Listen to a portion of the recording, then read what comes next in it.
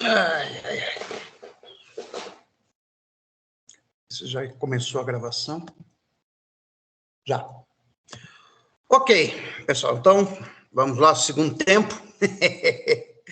Tá, já iniciei a gravação. Então, reiniciei na gravação. Então, vamos lá.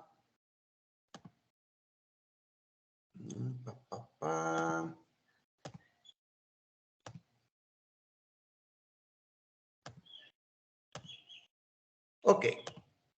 Então, esse era o modelo, né? O modelo neocaleciano canônico. Observem que eu estou denominando de equilíbrio de médio prazo.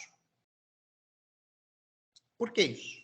Porque não é um equilíbrio de longo prazo, ou seja, a natureza do equilíbrio desse modelo é diferente da natureza do equilíbrio do modelo do Caldor-Pazinetti, né?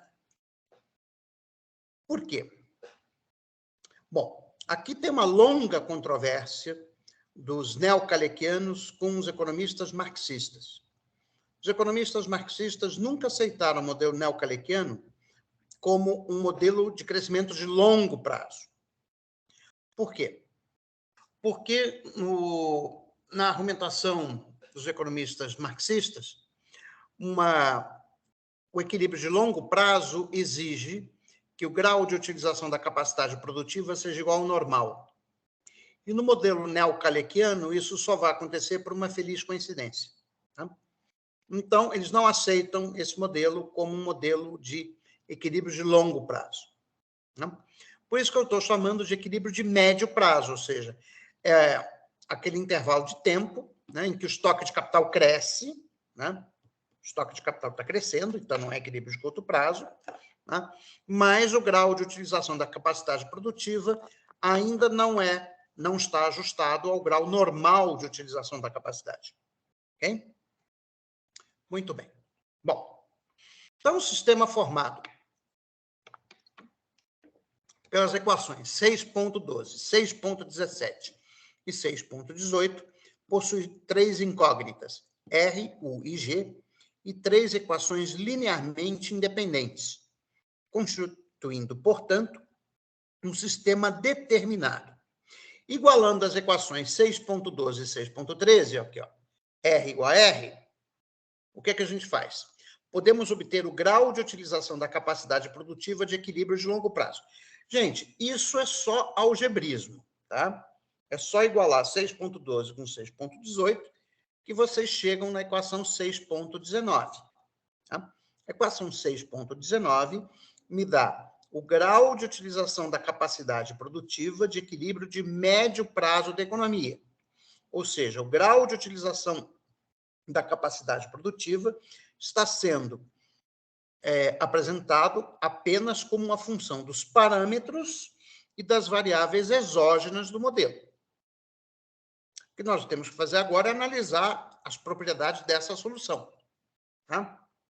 Bom, para tornar o modelo algebricamente mais simples, vamos supor que F igual a delta, que é igual a tal π, que é igual a zero. Quando a gente faz isso, aquela equação 6.19, o F some, então esse segundo termo desaparece. O tal π e o delta igual a zero, então o terceiro termo desaparece. Então só vai ficar o primeiro termo. Ficando o primeiro termo, o grau de utilização da capacidade produtiva de equilíbrio de médio prazo vai ser igual a VR, que é a relação técnica capital-produto, vezes os dois componentes autônomos da demanda agregada, que é o gama zero, que é o componente autônomo do investimento, mais o déficit primário, a meta de déficit primário como proporção do estoque de capital, tudo isso dividido por M, que é a participação dos lucros na renda, vezes a diferença entre a propensão a poupar e a propensão a investir, menos gama U vezes VR. Bom, então a equação 6.20 mostra que o grau de utilização da capacidade produtiva de equilíbrio de médio prazo depende da relação capital-produto, da margem de lucro das empresas, do componente autônomo da função de acumulação de capital, do déficit primário com proporção do estoque de capital e da diferença entre a propensão a poupar a partir dos lucros e da propensão a investir. Se a gente pegar a equação 6.20 e substituir em 6.12, supondo delta e tk igual a zero, né, eu chego à equação 6.21, que me dá, então, a taxa de lucro de equilíbrio de longo prazo do modelo, de médio prazo do modelo. Tá? Por fim, substituindo 6.20 e 6.21 na equação 6.17, obtemos a taxa de crescimento do estoque de capital de equilíbrio de médio prazo, dada pela equação 6.22. Tá? Bom, um comentário sobre essa equação, quer dizer, na verdade, sobre as três equações, 6.20, 6.21 e 6.22. Claramente, trata-se de um modelo puxado pela demanda, um modelo keynesiano. Por quê? Se aumentar o componente autônomo da demanda, seja o gama zero, seja a meta de déficit primário com proporção do PIB, eu vou aumentar o grau de utilização da capacidade produtiva, dado o grau de utilização da capacidade, aumentando o grau de utilização da capacidade produtiva, dada a participação dos lucros na renda e a relação técnica capital-produto, eu aumento a taxa de lucro na equação 6.21. E aumentando o grau de utilização da capacidade produtiva e aumentando a taxa de lucro, eu aumento a taxa de acumulação de capital na equação 6.22. Tá? Então, é um modelo demand-led. Tá? Ou seja, o crescimento do estoque de capital e o nível de utilização do estoque de capital dependem da demanda agregada, mais precisamente, do componente autônomo da demanda agregada. Graficamente, a determinação de R e de U está aqui no nosso gráfico à direita. Eu tenho a curva RC de lucros realizados e a curva PC, a curva de profit curve. Eu estou supondo que a curva RC é menos inclinada do que a curva PC. Tá? Com isso, eu tenho um equilíbrio estável, né, no ponto U estrela, R estrela. Observem que no ponto de intersecção entre as curvas RC e PC, o nível de utilização da capacidade produtiva de equilíbrio de médio prazo é menor do que a plena utilização da capacidade produtiva. Ou seja, o modelo opera, né, a economia opera com subutilização não desejada da capacidade produtiva. Ok até aqui?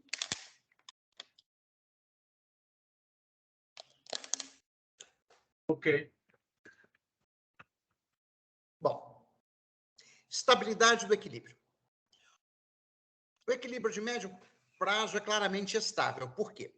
Se o grau de utilização da capacidade produtiva for superior ao de equilíbrio, olha só, vamos voltar aqui, ó. Vamos supor que eu estivesse operando à direita de U estrela. À direita de U estrela, o que aconteceria? A taxa de lucro efetivamente obtida pelos capitalistas, que é determinada na curva RC, seria menor do que a taxa de lucro que os capitalistas demandariam para operar com um nível de utilização da capacidade à direita de U estrela. Tá?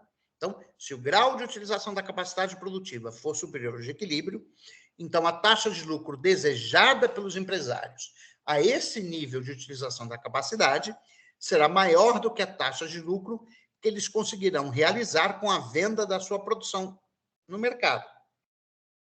A resposta racional dos empresários será, portanto, reduzir o nível de produção para reduzir os custos na tentativa de aumentar os seus lucros. Vamos voltar ao gráfico. Está aqui, ó. Então, se eu estiver operando entre U estrela e U duas estrelas, a taxa de lucro que os empresários desejam, que está na curva PC, é maior do que a taxa de lucro que os empresários obtêm, que está em cima da curva RC. Como a taxa de lucro que os empresários desejam é maior do que a taxa de lucro que os empresários obtêm. Então, do ponto de vista micro, o que eles vão fazer? Do ponto de vista micro, cada um vai tentar cortar custo. Certo? Esse é o raciocínio micro. Do ponto de vista microeconômico, o cara está dizendo, pô, eu quero ganhar 10%, estou ganhando 8%, eu quero cortar custo. Aí, qual é o custo que eu corto? Manda uns trabalhadores embora. Eu estou produzindo muito. Não estou tendo vendas. Eu não estou vendendo o suficiente para justificar esse número de empregados. Esse é o raciocínio micro. Ele é totalmente racional do ponto de vista micro. Do ponto de vista macro, no entanto, o que acontece? Na medida que você diminui, né, o plantel de trabalhadores e você diminui o grau de utilização da capacidade produtiva, os capitalistas no agregado vão acabar ganhando menos. Porque a taxa de lucro vai cair. Eles não poderiam aumentar o preço, professor? Oi? Não poderiam aumentar o preço? Não, porque eles já estão operando no máximo. Mesmo eles podendo a taxa de markup já é a maior taxa de markup possível dada a estrutura de mercado. Ok? Entendi.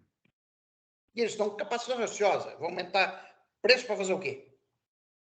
Não tem demanda. Se não tem... A questão, quer dizer, do ponto de vista prático, o que está acontecendo é o seguinte. Se eles estão operando entre o estrela e o 2 estrelas, eles estão vendo que estão produzindo mais do que estão vendendo. Se você está produzindo mais do que você está vendendo, o que você vai fazer? Você reduz a produção. Para cortar custo. Para reduzir a produção, tem que mandar trabalhador blue collar embora. Só que o resultado agregado disso, né, da tentativa dos empresários de aumentar os lucros reduzindo os custos, é justamente o efeito contrário. Ou seja, eles não vão conseguir reduzir os custos e ainda vão reduzir os lucros, até chegar no ponto de equilíbrio, em que as duas curvas se interceptam. Ok? Ok. Então, esse processo terá continuidade até o ponto em que o grau de utilização da capacidade produtiva alcançar o nível de equilíbrio de médio prazo. Nesse ponto, a taxa de lucro que os empresários desejam obter a esse nível de utilização da capacidade será exatamente igual à taxa de lucro que eles conseguem realizar no mercado, cessando assim o incentivo micro para redução do nível de produção e de emprego. De forma análoga, se o grau de utilização da capacidade produtiva for menor do que o de equilíbrio, ou seja, se eu estiver operando à esquerda de uma estrela, o que vai estar acontecendo? A taxa de lucro desejada pelos empresários vai ser menor do que a taxa de lucro que eles estão obtendo. Ou seja, eles estão vendendo mais do que estão produzindo. Então, isso vai ser um sinal de que eles podem, então, aumentar o grau de utilização da capacidade produtiva. Né? O incentivo microeconômico é, nesse caso, para a expansão do nível de produção e de emprego, o que levará o grau de utilização da capacidade produtiva até o valor correspondente ao equilíbrio de médio prazo. Então, para que o equilíbrio seja estável, a curva RC tem que ser menos inclinada do que a curva PC. Se você inverter a inclinação, lascou. O equilíbrio fica instável. Ok? Bom, equilíbrio com subutilização da capacidade. Ainda com base na figura que nós vimos, podemos observar que, em geral, o grau de utilização da capacidade produtiva de equilíbrio de médio prazo será inferior à plena utilização da capacidade produtiva. Isso porque a expansão do nível de produção e de utilização da capacidade está restrita pela demanda efetiva. Tá? Isso é o que restringe o crescimento. A restrição ao crescimento está sendo dada pelo lado da demanda. A economia poderia crescer mais? Poderia, se tivesse mais demanda. Mas, para aquele nível de demanda agregada, a economia cresce menos do que poderia. O investimento autônomo e o déficit primário como proporção do estoque de capital determinam a posição da curva RC no plano taxa de lucro, grau de utilização da capacidade produtiva. Dada a posição da curva RC, o grau de utilização da capacidade produtiva será determinado no ponto em que esta curva se interceptar com a curva PC.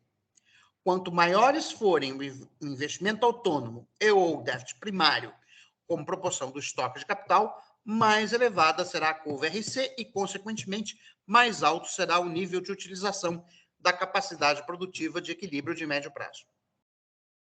Ok? Então, aqui, ó, só voltando, ó, a posição da curva RC depende do seu intercepto linear. A gente viu que o intercepto linear da curva RC é o gama zero mais B sobre SP menos gama π. Então, quanto mais alto for o gama zero mais B, mais alto vai ser o intercepto linear da curva RC. Então, quando eu aumento o gama zero mais B, eu desloco a curva RC para cima. Ao deslocar a curva RC para cima, o ponto de intersecção com a curva PC vai ficar à direita, ou seja, eu vou ter uma taxa de lucro mais alta e um grau de utilização da capacidade produtiva mais alto. Ok? Ok. Bom, estática comparativa. O que a gente faz agora com os exercícios de estática comparativa? É você analisar quais são os efeitos, tá, sobre as variáveis endógenas, ou seja, grau de utilização da capacidade produtiva, taxa de lucro e taxa de crescimento do estoque de capital, quando você varia as variáveis exógenas. Então, eu vou começar com o aumento do déficit primário como proporção do estoque de capital. Aí, gente, é muito simples. É só vocês pegarem as equações 6.20, 6.21 e 6.22 e diferenciar com respeito a B. Tá? Diferenciando com respeito a B, eu tenho a equação 6.23A, que é derivada de U com respeito a B, que é VR, né, sobre M, que multiplica SP menos gama π, menos gama U vezes VR. Ah, eu esqueci de comentar. Isso aqui é importante. Tá? E para que exista a solução de equilíbrio de médio prazo, o que é necessário? Que o denominador de 6.20, 6.21 seja, e de 6.22, seja maior do que zero, certo? Ok? Então, algebricamente falando, né, vamos voltar aqui para o nosso quadro branco. Né? Nosso quadro branco. Então, eu tenho o seguinte. Eu tenho que M, que multiplica patati patatá,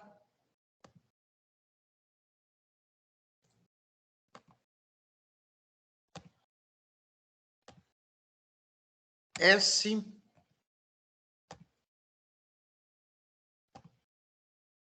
π menos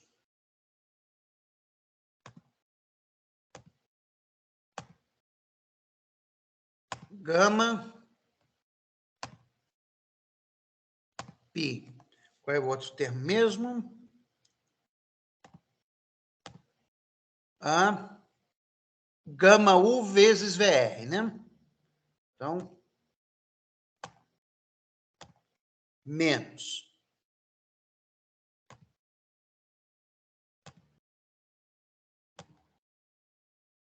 gama U vezes V R VR, que tem que ser Onde quiser. Concordam? Sim. Tá. Então, eu tenho um limite para o M, que é o seguinte. A participação dos lucros, o modelo só funciona quando gama é maior do que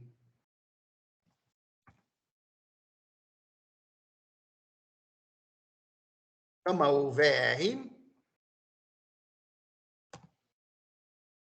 dividido por SP menos gama pi. Eu vou chamar esse negócio aqui de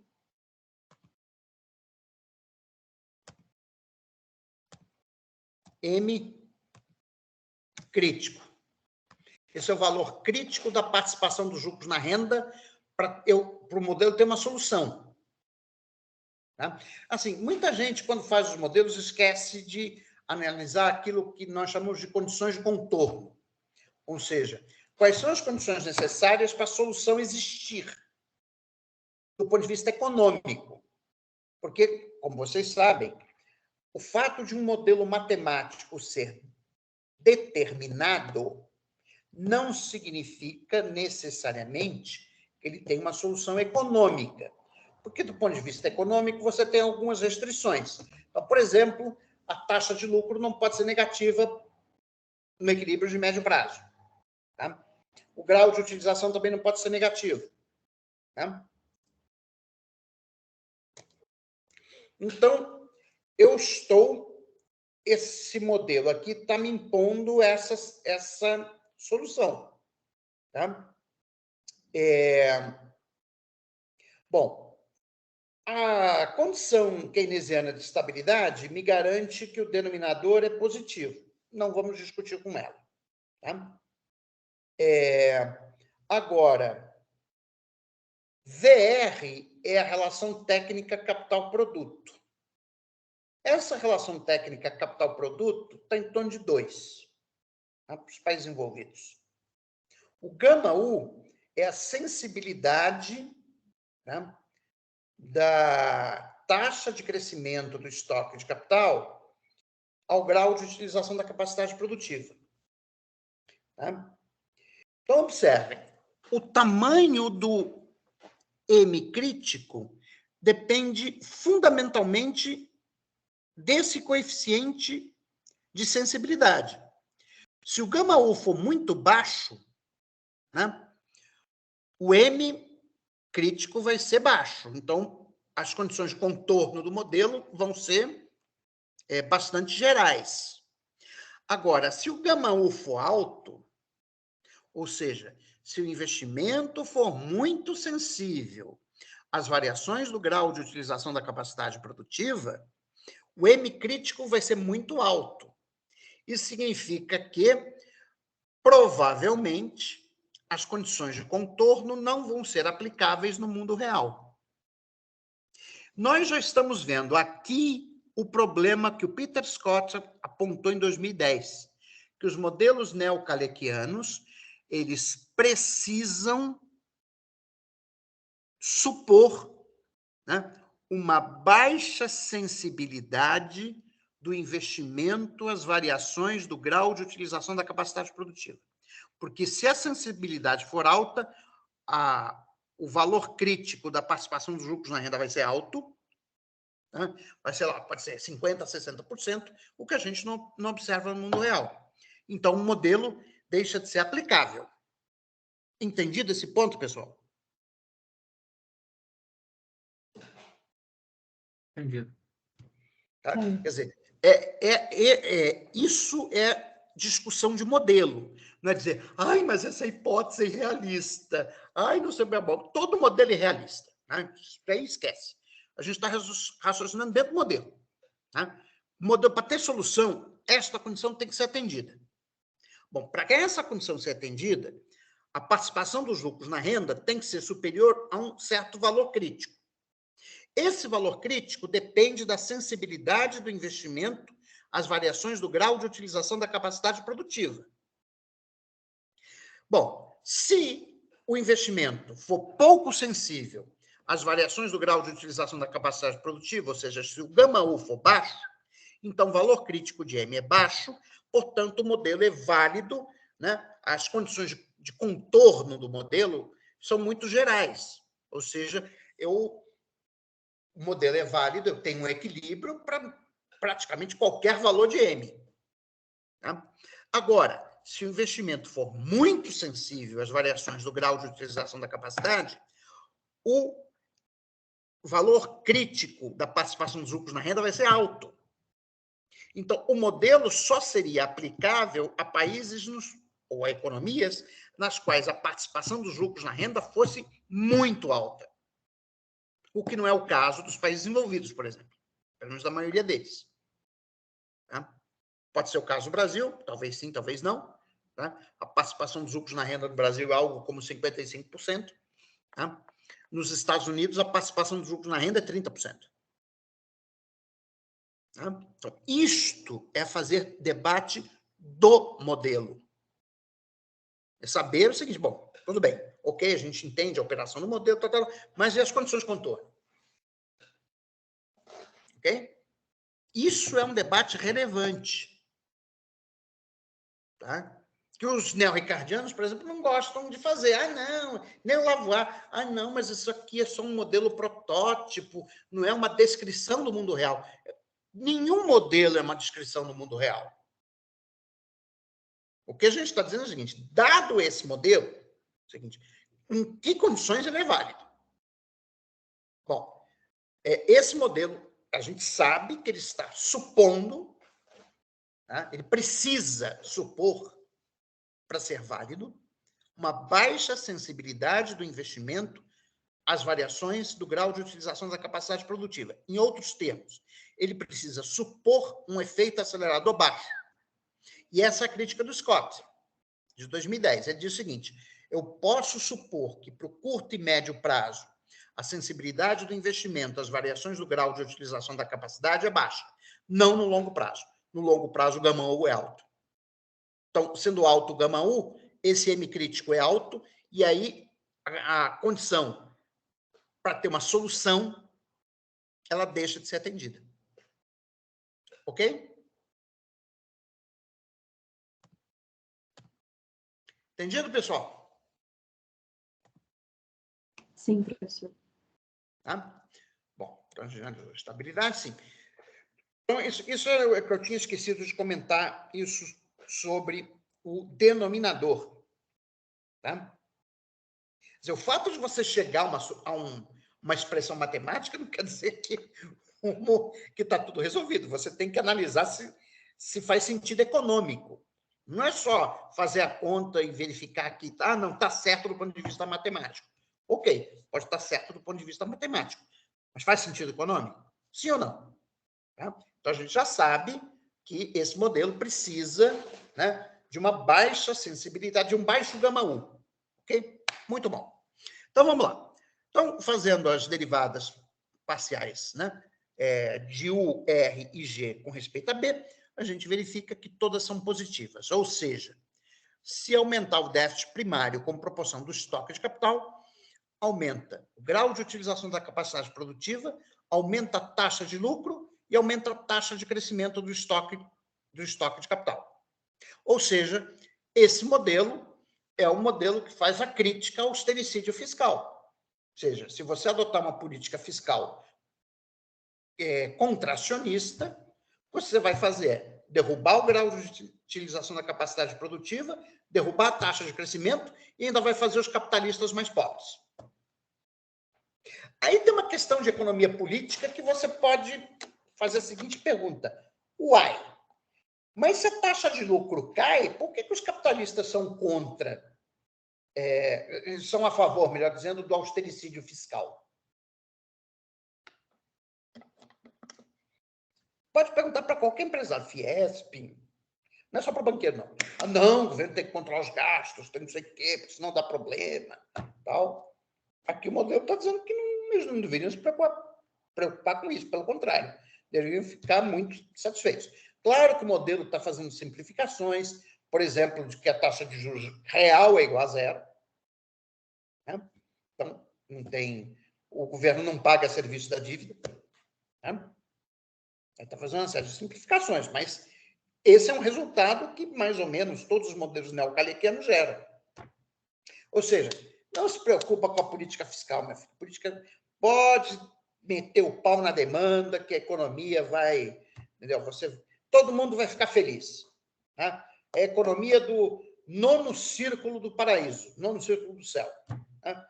Você aumenta o emprego, você faz os capitalistas ficarem mais ricos, a economia cresce mais rápido, entendeu? Ok. Bom, isso aqui a gente já tinha definido. Por Bom, que seria, agora então, Oi?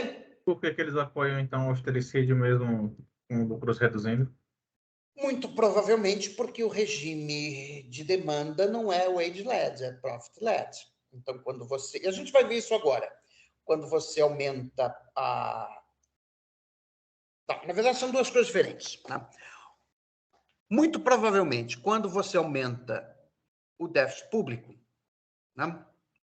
Dependendo das condições que a economia está operando, isso pode fazer com que os salários cresçam acima, isso aumenta a demanda, aumenta o grau de utilização da capacidade produtiva, aumenta o emprego, aumentando a taxa de emprego, os salários crescem mais do que a produtividade, e aí é que é o ponto. No modelo neocalequiano, quando os salários crescem mais do que a produtividade, ou seja, quando a participação dos lucros na renda sobe, né, aumenta ainda mais a demanda e, portanto, a taxa de lucro aumenta. Porque nesse modelo não existe profit squeeze. A gente vai ver isso agora. Ou seja, se aumentar a participação dos lucros na renda, se aumentar a participação dos salários na renda, eu consigo aumentar a taxa de lucro. Ok? Entendi. Então, aqui é um modelo que essencialmente te diz que não existe conflito entre capital e trabalho. A gente verificou nos últimos anos foi uma redução dos salários, né, e o aumento dos lucros. Os lucros aumentaram, sim. E o emprego caiu. Mas mesmo A com... lógica da recuperação da taxa de lucro no Brasil foi forçar uma queda dos salários. Eles mudaram a metodologia de cálculo do desemprego, né, e consideram informais como ocupados, empregados, e eles dizem que está o menor desde 2015. Mas o nível de renda do trabalho, se eu não me engano, é 9% ou é 7% menor. E ainda assim os lucros crescem, né? Então, basicamente, a demanda agregada parece que não tem influência nesse contexto sobre o nível de lucros no Brasil. O Brasil é uma economia aberta, né? Então, você tem que Sim, levar em sim. conta também o efeito dos termos de troca, etc. Né? Mas vamos passar para o que nos interessa. Tá? Assim, só para o próximo exercício de estática comparativa, que é analisar mudanças na distribuição de renda. Na equação 6.11, a gente verificou que o salário real é dado por W igual a 1 menos M vezes a produtividade. M é a margem unitária de lucros. Y é a produtividade do trabalho. W sobre Y é a participação dos salários na renda. Dessa forma, M, a gente já tinha visto isso, corresponde também à participação dos lucros no valor adicionado. Dada a produtividade do trabalho, lembrando que, de momento, estamos considerando uma economia desprovida de progresso técnico, um aumento do salário real está associado a uma redução da participação dos lucros na renda no valor adicionado ao produto. Sendo assim, a pergunta que a gente vai se fazer agora é a seguinte: qual será o impacto de uma redução ou de um aumento da participação dos lucros, dos salários, no valor adicionado sobre os níveis de equilíbrio de médio prazo, do grau de utilização, da capacidade produtiva, da taxa de lucro e da taxa de crescimento do estoque de capital? Bom, uma redução de M não tem impacto sobre a curva RC. Olha só, lembrando a equação da curva RC, a curva RC é a equação 6.18.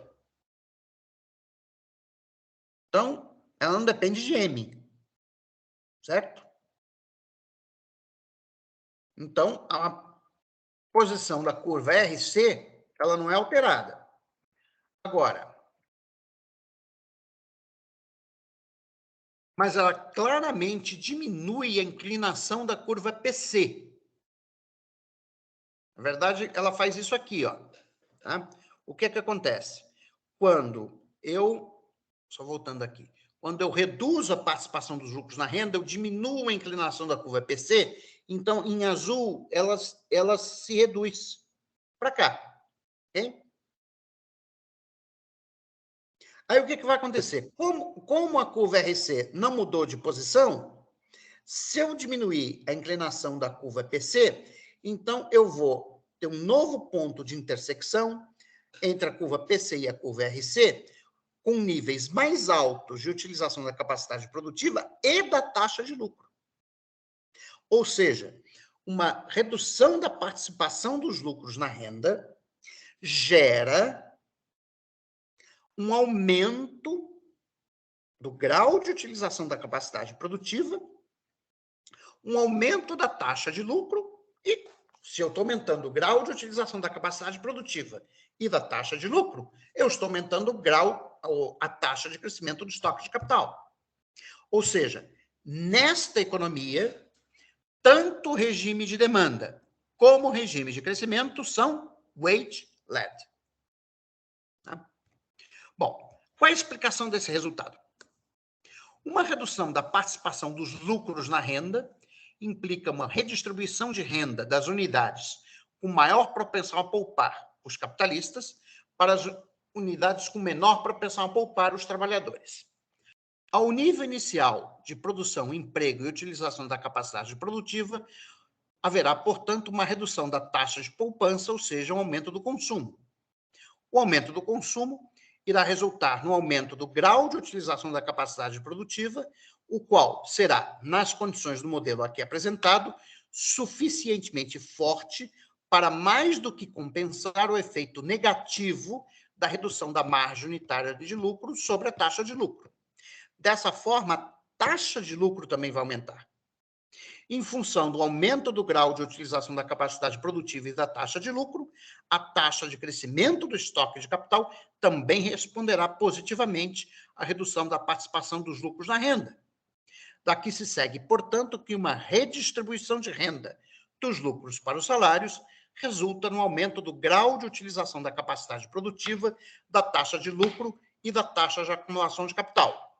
Logo, tanto os trabalhadores como os capitalistas se beneficiam com a redistribuição de renda dos lucros para os salários.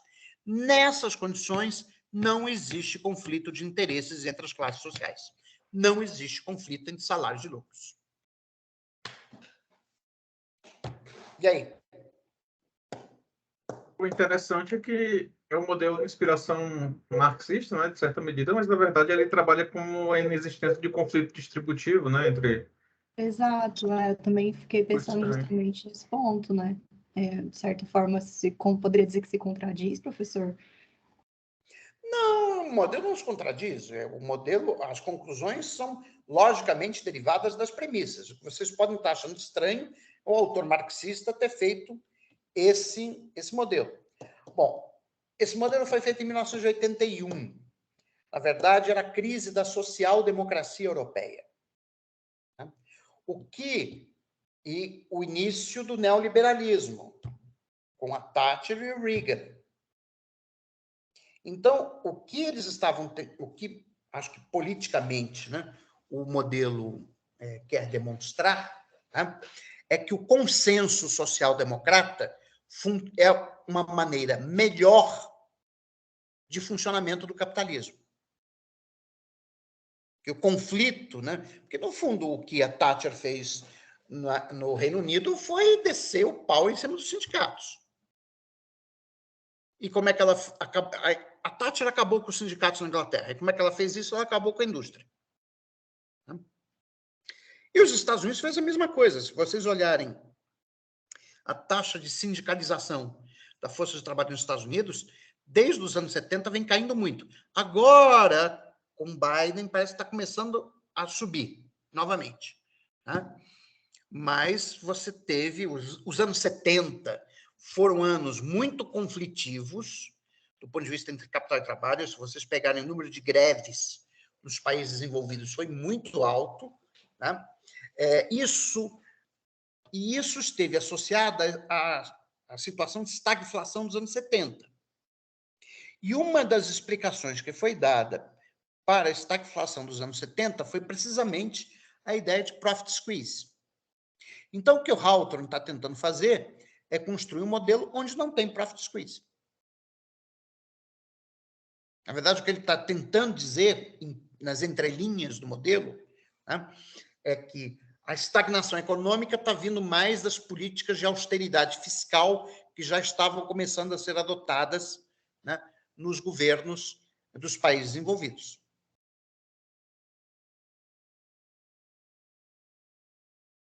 Então, basicamente, você tem uma redução inicial microeconômica dos lucros, né? Porque você eleva o custo com a elevação dos salários, mas é compensado no médio prazo com a elevação da demanda, no caso, né? Aqui no modelo é isso. A redução da margem de lucro é mais do que compensada pelo aumento do grau de utilização da capacidade produtiva. Então, a taxa de lucro, ela aumenta. Mas esse é um resultado macro. O capitalista individual não vê isso. Ele vê só a margem de lucro dele diminuindo. Então, ele é contra. Mas, macroeconomicamente, é um resultado macro, né? Se o modelo for certo, obviamente, né? Que nós já vimos, né, das condições de contorno, né? Então, que exigem uma baixa sensibilidade do investimento às variações do grau de utilização da capacidade produtiva, né? Então, de fato, se você redistribuir renda dos lucros para os salários, você vai aumentar o grau de utilização da capacidade produtiva, vai aumentar a taxa de lucro e vai acelerar a taxa de crescimento. É interessante, professor, porque condiz bem com a história dos Estados Unidos nos anos 60, 70, né? Quando você teve essa, digamos que, o extremo da competição com a Europa já estabelecida no pós-guerra, e você tinha uma grande pressão dos sindicatos nos Estados Unidos para manter os salários altos. Aí é que alguns autores chamam de inflação rastejante, né? Porque você levava o nível de salário, já levava o nível de demanda, levava o nível de custos, mas era compensado porque você tinha uma demanda que ainda incentivava os empresários a investir. Então, microeconomicamente, você tinha um prejuízo, entre aspas, mas macroeconomicamente a economia continuava crescendo com nível de investimentos altos, apesar dos custos. Como é o modelo dos anos 80, é interessante porque ele consegue explicar bem a realidade daquele contexto, né, específico dos Estados Unidos. Agora, se vocês pararem para pensar, é mais ou menos esse modelo macro que orientou a política econômica do segundo mandato do presidente Lula e do primeiro mandato da presidente Dilma. Foi esse modelo. Exatamente isso. O problema é que nossa redistribui, você aumenta os salários acima da produtividade, aumento de salário acima da produtividade, portanto, aumento da participação dos salários na renda. Isso gera aumento de consumo, é o tal lá do mercado de consumo de massas do Furtado, que leva a um aumento do investimento, que leva a uma aceleração do crescimento econômico. Parece tudo muito lógico, faz tudo muito sentido. É tudo muito lógico, muito interessante para uma economia fechada. Professor, por que ele não considera o longo prazo, só considera até o médio prazo? Não, porque é um modelo, isso é uma coisa dos kalekianos. Eles trabalham com um grau de utilização da capacidade produtiva diferente do normal. Tem um longo debate que, enfim, sobre se precisa ser exatamente igual ao normal ou não pode ficar flutuando em torno de uma banda. Enfim, tem um debate sobre isso, tá? Mas esse texto, esse modelo é de 1981, tá? Então, um modelo de 40 anos atrás. Tá? Que é o modelo seminal de toda essa literatura neocalequiana, que continua... Ela ainda é muito forte na Europa e aqui no Brasil. Tá? Entendi. Na Europa, mais na Alemanha e na França. Na Itália, não tanto. E aqui no Brasil, nos centros heterodoxos. FRJ, Unicamp, etc. Na UFMG, não. E na UNB, certamente que não. Nem eu, nem o Ricardo gostamos do modelo. Então, não é o caso. Bom, então, o que a gente vai fazer, né, é diferenciar U com respeito a M na equação 6.20. Para lembrar qual era a equação 6.20, aqui a equação 6.20. Tá? Então, do ponto de vista matemático, tá? Você prova que um aumento de M gera uma redução, né? Um aumento de M gera, uma redução de M gera um aumento do grau de utilização da capacidade produtiva. Agora, da equação 6.12, que é essa aqui, tá? Da equação 6.12, a gente sabe que a derivada de R com respeito a M é U sobre VR mais M sobre VR vezes D de U sobre D de M. Tá? A equação 6.12, fazendo aquela hipótese simplificadora, né, de que o F, o delta e o TK é igual a zero. Então, o R fica sendo M sobre VR vezes U. Então, como é que é a derivada de R com respeito a M? Derivada de R com respeito a M. Você deriva M VR vezes U com respeito a M, ou seja, você deriva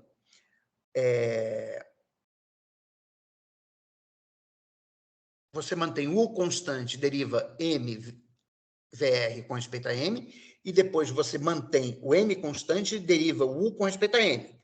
Tá? É a regra da cadeia. Tá? Então, fica U sobre VR mais M sobre VR vezes D de U, D de M.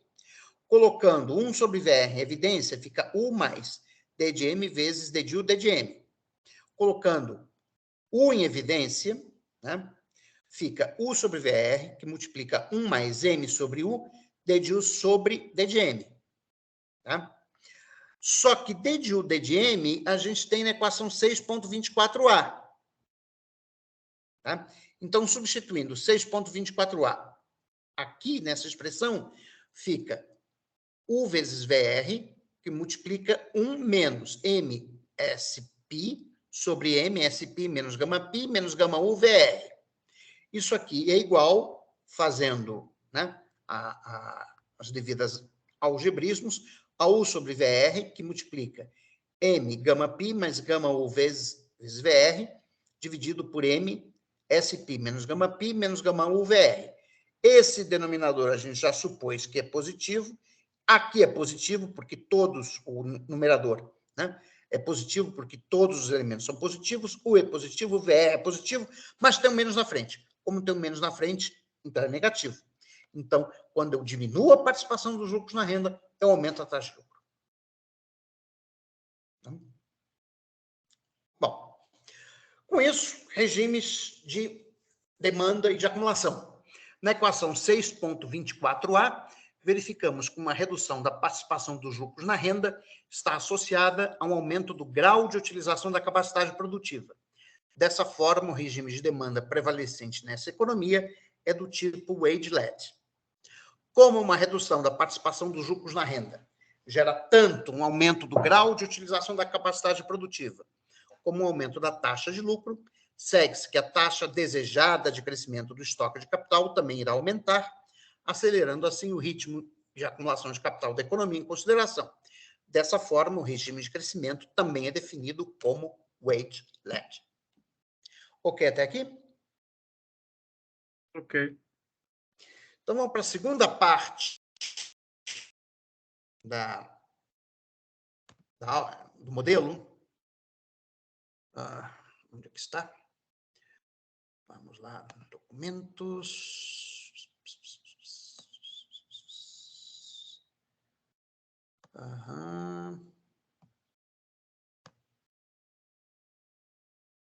Backup Samsung.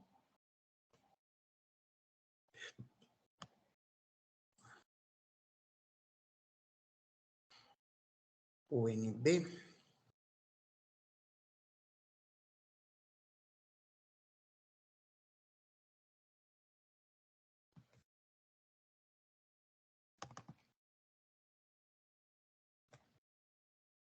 Teorias de crescimento e distribuição. Ok.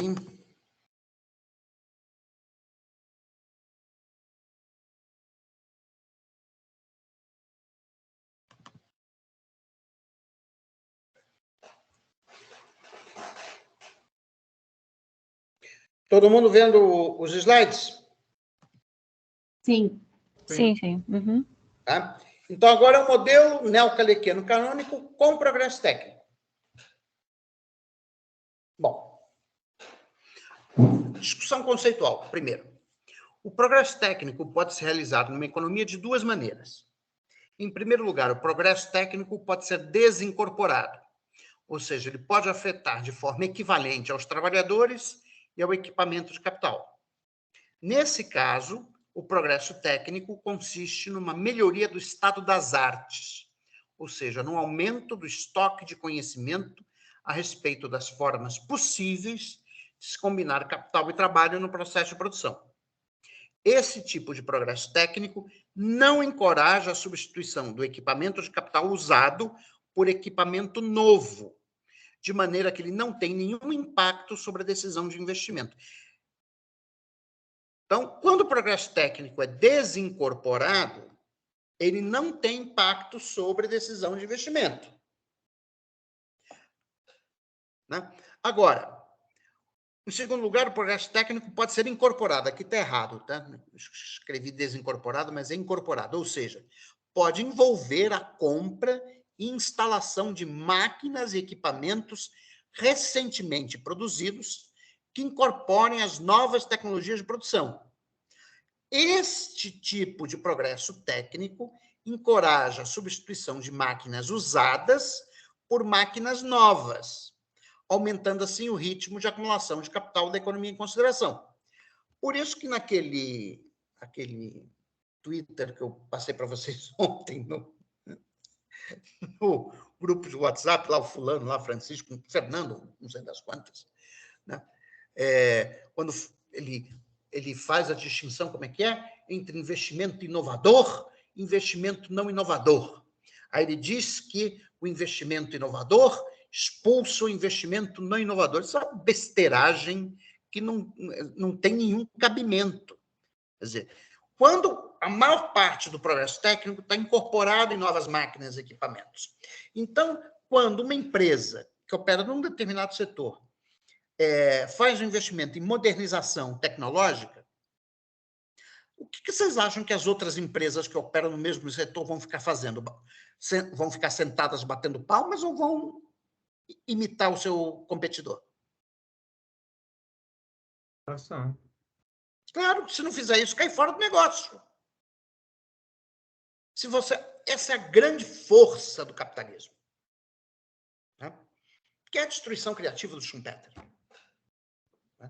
Se você tem um determinado setor que uma empresa sai na frente fazendo um investimento inovador, né, que incorpora progresso técnico, se as outras não imitarem, elas estão fora do jogo. Tchau, bye bye, farewell. Então, na verdade, você não tem substituição de investimento inovador por investimento não inovador. Porque o que ele errou ali, e foi um erro feio, né, é que ele não separou o investimento em ampliação da capacidade produtiva do investimento em modernização da capacidade produtiva. Na prática, esses dois, embora eles possam ser conceitualmente distintos, na prática, toda vez que uma empresa investe para ampliar a capacidade produtiva, ela já está comprando máquinas com tecnologia mais sofisticada. Tá? Bom, O progresso técnico é necessariamente poupador de trabalho, labor saving, haja vista que envolve o aumento da produtividade do trabalho. Contudo, o progresso técnico pode também afetar a produtividade do capital e, portanto, a relação capital-produto requerida. No que se segue, iremos supor que o progresso técnico é neutro no sentido de Harrod, ou seja, que o progresso técnico não tem nenhum impacto sobre a produtividade do capital. Ok? Bom, então o que nós vamos fazer aqui? Nós vamos introduzir o progresso técnico. Portanto, a produtividade do trabalho, deixa eu pegar mais uma água aqui. A produtividade, nós vamos definir a variável μ como a taxa de crescimento da produtividade do trabalho. Ok? E nós vamos dizer que a taxa de crescimento da produtividade do trabalho, ela depende da taxa de crescimento do produto. Nós já vimos algo similar a isso lá no modelo do Caldor, com a função de progresso técnico. Tá? Então, isso aqui é uma espécie de função progresso técnico caldoriana. Na verdade, a fundamentação micro para essa equação 6.25 é a lei de Caldor-Verdurne, que diz o seguinte, que se baseia em economias dinâmicas de escala, em learning by doing. Ou seja, a ideia que veio lá do Arrow, de 1962, né, é de que ele estava, na verdade, analisando o caso específico da produção de turbinas da Boeing. O Arrow observou que o número de horas de trabalho tecnicamente necessárias para produzir uma turbina da Boeing diminuía com a produção acumulada de turbinas. Então, por exemplo, quando a produção acumulada era de 1.000 turbinas, levava 20 horas de trabalho para produzir uma turbina. Quando a produção acumulada foi acumulada, não é fluxo, acumulada. Quando a produção acumulada chegou a 10.000 turbinas, então era necessário apenas 15 horas de trabalho para produzir uma turbina. Quando a produção acumulada chegou a 30.000 turbinas, então precisava só de 12 horas de trabalho para produzir uma única turbina. Então, isso são economias dinâmicas de escala, que são originadas do learning by doing, do aprender fazendo. Ou seja, a ideia é de que, na medida que os trabalhadores eles repetem, né, a mesma atividade produtiva várias vezes, né, eles ganham destreza, né, sabem operar melhor o equipamento de capital e, com isso, a produtividade aumenta. Tá? Então, esse fenômeno, que já havia sido detectado pelo economista holandês Verdurne, no artigo de 1949, que, aliás, se eu não me engano, eu coloquei no site, tá?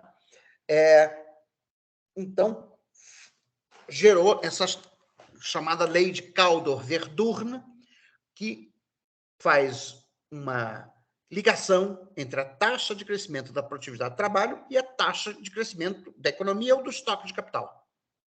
De qualquer maneira, uma outra microfundamentação é você dizer o seguinte, olha, se o progresso técnico está incorporado em novas máquinas e equipamentos, como acontece com a função de progresso técnico do Caldor, então, quanto mais rápido for o ritmo de acumulação de capital, mais rápido será o ritmo de incorporação de novas tecnologias e, portanto, maior será a taxa de crescimento da produtividade do trabalho. Ok? Então, por todas essas razões microeconômicas, vale a equação 6.25. Bom, eu agora vou fazer uma pequena modificação na função investimento. Quer dizer, a discussão que nós vimos anteriormente nos mostrou o seguinte, que se o progresso técnico é incorporado em novas máquinas e equipamentos, então ele estimula a acumulação de capital. Certo? Então, eu vou acrescentar um quarto termo na minha função investimento, que é o gama mi vezes mi. O gama mi indica a extensão na qual o progresso técnico estimula diretamente o investimento acima e além do requerido para simples reposição do equipamento de capital. Então, as equações 6.25 e 6.26 estabelecem a existência de um ciclo virtuoso. Tecnicamente, trata-se de um mecanismo de autoalimentação positivo entre acumulação de capital e progresso técnico. Ou seja, pela equação 6.25, uma aceleração do ritmo de crescimento do estoque de capital aumenta a taxa de crescimento da produtividade do trabalho. Pela equação 6.26, um aumento da taxa de crescimento da produtividade do trabalho aumenta a taxa de acumulação de capital. Então, eu tenho um mecanismo de autoalimentação positivo, ou seja, uma aceleração do ritmo de crescimento do estoque de capital irá gerar um aumento do ritmo de progresso técnico, o qual termina por estimular a própria acumulação de capital. Então, se eu substituir a equação 6.25 em 6.26, nós vamos ter a nossa nova função investimento, que continua, veja bem, na equação 6.27, a taxa de crescimento do estoque de capital continua dependendo apenas de duas variáveis: o grau de utilização da capacidade produtiva e a taxa de lucro. Só que agora está um pouquinho mais complicada a equação, né? Agora, o G vai ser qual é o componente autônomo? Na equação sem progresso técnico, ou seja, que o γ-mi era igual a zero, o componente autônomo era γ0. Agora, o γ0 o componente autônomo é γ0, mais γ-mi vezes o componente autônomo da função de progresso técnico, dividido por 1 menos γ-mi vezes mi1. Aqui a gente também já está vendo uma outra coisa, né? O denominador tem que ser positivo, né? Então, isso significa o seguinte, que o γ-mi e o mi1 tem que ser, o γ-mi vezes mi1 tem que ser menor do que 1. Porque se o γ-mi vezes mi1 for maior do que 1, o denominador negativo não faz sentido econômico. Ok? Bom, então a gente tem que supor que 1 menos γ-mi vezes mi1 tem que ser menor do que 1. Então, a gente tem que...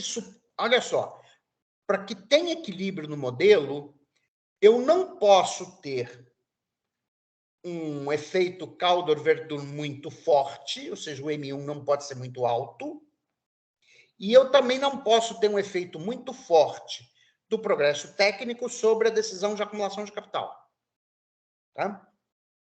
Bom, fazendo essas hipóteses, continua sendo verdade que um aumento do grau de utilização da capacidade produtiva gera um aumento da taxa de crescimento do estoque de capital e que um aumento da taxa de lucro gera um aumento da taxa de crescimento do estoque de capital.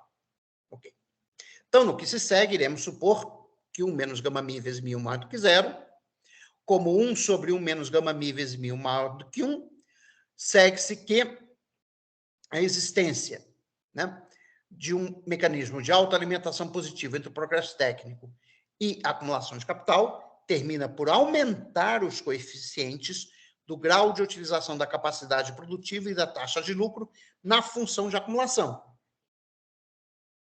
O progresso técnico afeta também a taxa de depreciação do estoque de capital, pois introduz um elemento de obsolescência tecnológica que deve ser levado em conta no cálculo da depreciação do estoque de capital físico. Dessa forma, vamos supor que a taxa de depreciação do estoque de capital é dada pela equação 6.28, ou seja, que o delta é igual a delta zero mais delta mi vezes mi.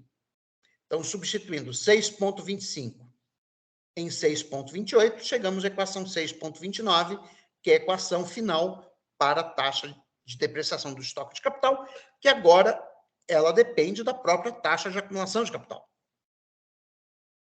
Bom, relembrando que o equilíbrio do mercado de bens é dado pela equação de Cambridge, equação 6.18, substituindo 6.27, que é essa nossa equação aqui, em 6.16, obtemos a seguinte expressão para a curva RC numa economia com progresso técnico, que é a equação 6.30. Vocês estão vendo que o denominador está ficando mais complicado, né? Antes, vamos lá, o VRC, lá não está aqui, está na outra. Na economia, sem progresso técnico, olha só, na economia sem progresso técnico, o gama mi, o Mi1 é igual a zero, não é isso? Então fica, isso aqui era zero, ficava SP menos gama pi. Né? Então eu precisava que SP menos gama pi fosse maior do que zero. Agora, o SP multiplicado por um troço que é menor do que 1 tem que ser maior do que o gama pi. Ou seja, o modelo está ficando mais restritivo. As condições de contorno dele estão ficando mais limitadas. Porque uma coisa é você dizer que SP menos gama pi é maior do que zero. Outra coisa é você dizer que SP multiplicado por um treco que é menor do que 1 é maior do que gama pi.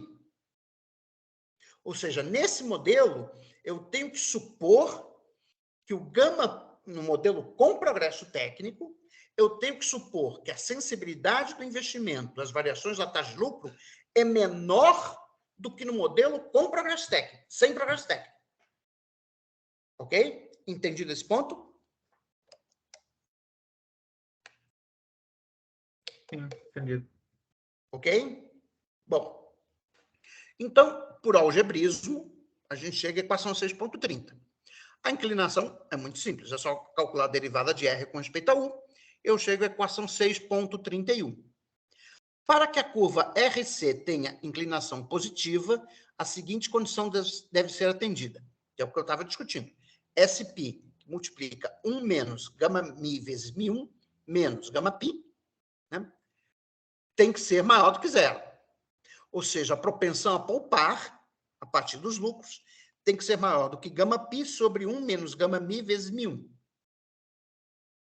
Dado que 1 sobre 1 menos gama mi vezes Mi1 é maior do que 1, para que a curva RC seja positivamente inclinada, não basta que a propensão a poupar seja superior à propensão a investir, mas a primeira precisa ser maior do que a segunda por uma margem suficientemente grande para compensar os efeitos de autoalimentação positiva que descrevemos anteriormente. Do contrário, a curva RC terá inclinação negativa, com efeitos potencialmente desestabilizadores sobre o equilíbrio de médio prazo da economia em consideração. Ou seja, mais uma vez, eu estou batendo no mesmo problema. O modelo neocalequiano precisa supor uma baixa sensibilidade do investimento, seja a taxa de lucro, seja a variação do grau de utilização da capacidade produtiva. Senão, ele não funciona. Tá? Bom, a equação da curva PC é dada por 6.12. No modelo com progresso técnico, a taxa de depreciação não é mais uma constante, mas depende da taxa de crescimento, da produtividade de trabalho e da taxa de acumulação de capital, conforme expresso nas equações 6.28 e 6.29. Então, se eu substituir 6.27, essa equação aqui, em 6.29, eu chego que a taxa de depreciação do estoque de capital é delta, que é essa expressão bonitinha aqui embaixo, que multiplica mais esse bando de constantes que multiplica U, mais outro bando de constantes que multiplica R. Tá? Gente, a álgebra disso aqui é chata, mas é simples. Tá? Não é difícil. E agora, pegando 6.33 em 6.12, obtemos a seguinte equação para a curva PC, que é a equação 6.34. A inclinação da curva PC vai ser dada pela equação 6.35, e para que a curva PC seja positivamente inclinada, olha o que acontece. A participação dos lucros na renda tem que ser maior do que um certo valor crítico. Agora, nem mais a curva PC, que antes, no modelo sem progresso técnico, ela era positivamente inclinada em qualquer situação, agora ela pode não ser positivamente inclinada se a condição 6.36 não for atendida. Bom, A estabilidade do equilíbrio de médio prazo requer não apenas que a curva PC tenha inclinação positiva, como ainda seja superior à inclinação da curva RC. Sendo assim, é necessário o atendimento da equação 6.37. Na equação 6.37, podemos verificar que o coeficiente Caldo-Verdure, o μ1, desempenha um papel fundamental para o atendimento da condição de estabilidade do equilíbrio de médio prazo. Com efeito, a inclinação da curva RC é claramente decrescente em M1, ao passo que a inclinação da curva PC é crescente em M1. Supondo que M1 é igual a zero, ou seja, que não existem economias dinâmicas de escala e que, portanto, todo o progresso técnico é incorporado, temos que a equação 6.37 se reduz a M sobre VR maior do que gama U sobre SP menos gama π. A condição 6.37a é equivalente à condição requerida para que a curva PC seja mais inclinada do que a curva RC, no caso em que não há progresso técnico. Bom, caso particular, vamos supor que o μ1 é igual a zero, lembrando que o μ1, o μ1 é o coeficiente Calder-Verdun, ou seja, a gente vai supor que a produtividade cresce uma taxa exógena em zero, como lá no modelo de Solon.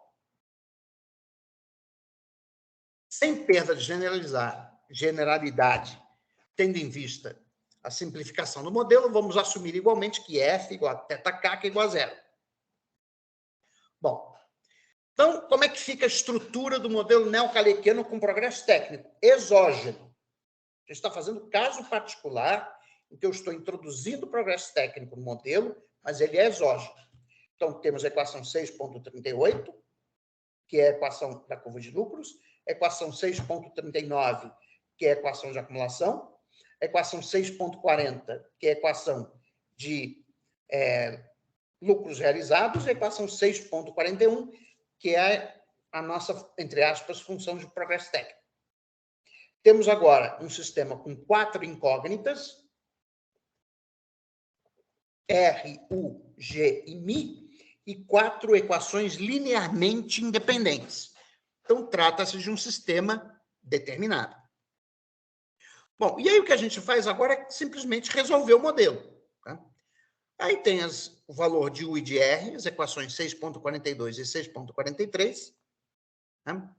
E a gente faz a estática comparativa, ou seja, você diferencia U com respeito a μ0, com respeito a γ0.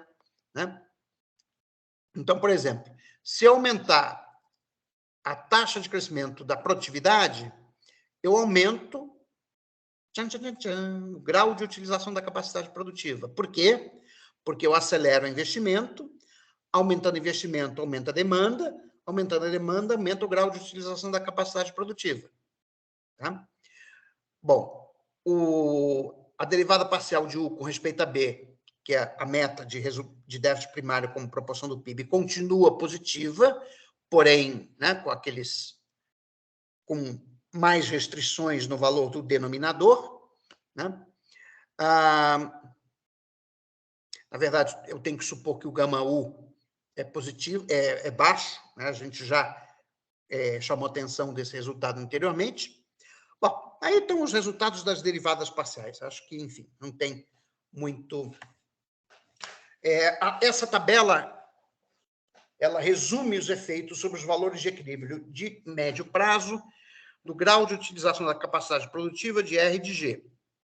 Sinal positivo significa que a derivada parcial é positiva, sinal negativo significa que a derivada parcial é negativa. Né?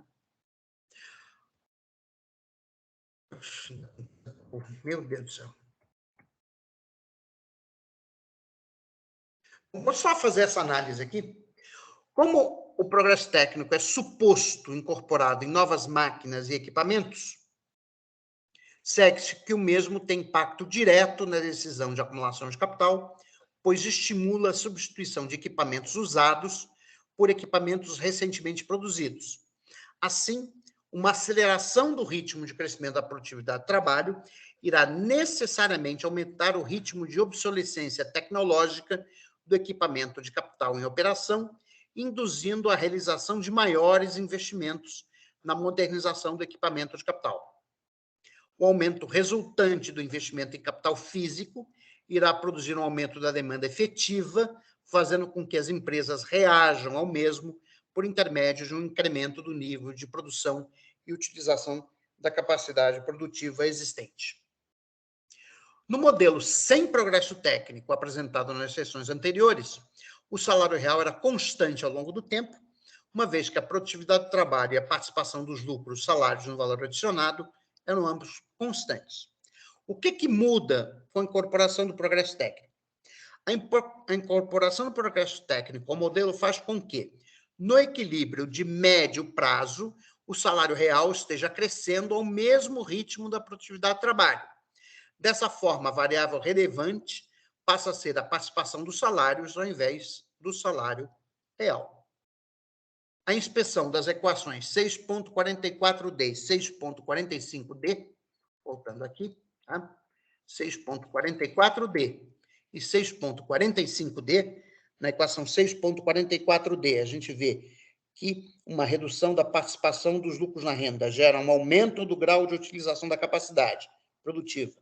E na equação 6.45D, a gente vê que uma redução da participação dos salários na renda leva a um aumento da taxa de lucro. Tá? Então, mostra que uma redução da participação dos lucros na renda está associada a um aumento dos valores de equilíbrio de médio prazo, do grau de utilização da capacidade produtiva e da taxa de lucro. Dessa forma, a introdução do progresso técnico na estrutura do modelo neocalequiano não modifica o regime de demanda do modelo, que continua sendo wage-led. Como tanto o grau de utilização da capacidade como a taxa de lucro aumentam em função de uma redução da participação dos lucros no valor adicionado, segue-se que o regime de crescimento dessa economia com progresso técnico também é wage-led. Tá? E com isso, eu termino a exposição da aula de hoje, que também já deu. Tá? Mas, enfim, se vocês tiverem alguma dúvida assim, sobre o que a gente apresentou até agora, eu ainda não terminei o texto do Halter, vocês veem que é um texto com muita coisa, né? E ainda tem um resultado muito interessante que vai ser apresentado no final. Tá? Mas esse é o modelo neocalequiano, primeiro, sem progresso técnico, e agora a gente está analisando com progresso técnico. Muita informação para digerir, professor. Tem que absorver com calma. Tá tudo no meu livro, né? Quer dizer, a exposição que eu fiz foi totalmente baseada no capítulo 6 do livro. Tá? Então, é só vocês lerem, fazerem as contas, etc. Tá? Eu vou também procurar Bom, eu tenho o texto do Halter, tá? Em termos físicos, mas eu também vou ver se eu consigo pegar ele em PDF. Tá? Aí eu coloco no site, coloco para vocês. Tá? Mas eu adianto que eu fiz muito mais contas que o Halter. Tá? Então, tem o artigo original está muito menos explicado do que no meu livro. Tá? No meu livro eu já poupo vocês de muita coisa.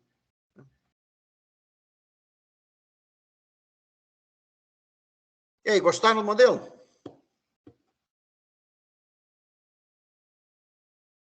É interessante. Ou estão em estado de choque? Só que eu achei que ele poderia ser adequado a economias emergentes, né? Talvez ele possa... Talvez uma outra variação seja mais adequada. Cara, o modelo foi escrito em 1981 por um marxista britânico. Então, economia emergente. Vocês nem sabiam o que era isso. Tinha Brasil, México, Coreia do Sul, talvez. China, ninguém tinha ouvido falar. Índia, aquele bando de pobre. Então, os modelos são adequados ao tempo em que eles foram escritos. Quer dizer, o que é interessante é você notar a estrutura do modelo. Quer dizer, essa estrutura... Lógico que os outros modelos vão ser mais simples. O Halton adora coisa complicada. Entendeu? Ele é bom com matemática. Tá? Então, ele fez um modelo assim, para analisar todos os casos possíveis. Tá? E realmente foi um... E assim, foi publicado num journal que nem existe mais, chama Thames Papers in Economic Activity, uma coisa assim. Não, Thames Papers in Political Economy. Esse journal nem existe mais. Para você ver que também que essa história de publicar em revistas de alto impacto, não sei o quê, boa parte dos artigos seminais, seja na teoria convencional, seja na teoria heterodoxa, foram publicados em revistas de pouco prestígio. Esse, como falei, a revista nem existe mais.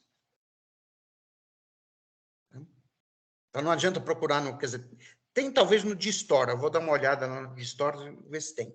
Mas não é uma coisa fácil de encontrar, não.